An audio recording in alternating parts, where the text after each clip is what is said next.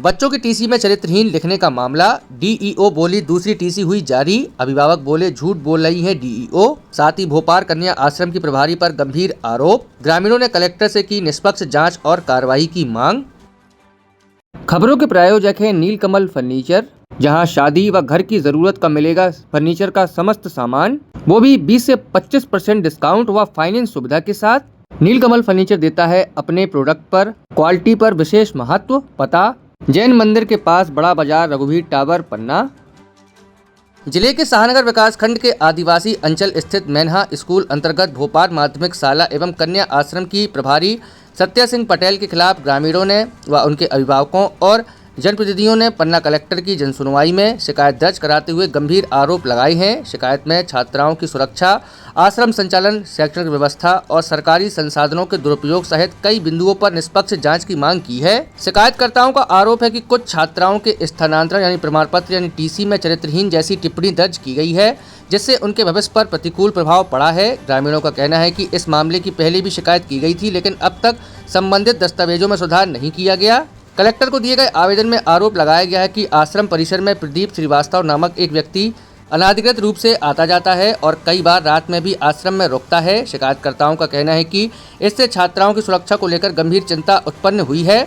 आवेदन में यह भी आरोप लगाया गया है कि उक्त व्यक्ति अक्सर शराब के नशे में रहता है। ग्रामीणों ने शिकायत में यह भी आरोप लगाया कि पिछले कई वर्षों से आश्रम में नियमित संचालन नहीं हुआ, छात्रावास में छात्राएं नहीं रहीं, जबकि भोजन, बिस्तर और अन्य सुविधाओं के नाम पर मिलने वाली सरकारी राशि में अनियमितता हुई है। साथ ही खाद्यान्न, बेड, कुर्सियां तथा अन्य सरकारी सामग्री के दुरुपयोग और विक्रय के आरोप भी लगाए गए हैं। शिकायतकर्ताओं के अनुसार 18 फरवरी 2026 को भी इस संबंध में शिकायत की गई थी और जांच भी हुई थी, लेकिन अब तक कोई ठोस कार्रवाई नहीं हुई है।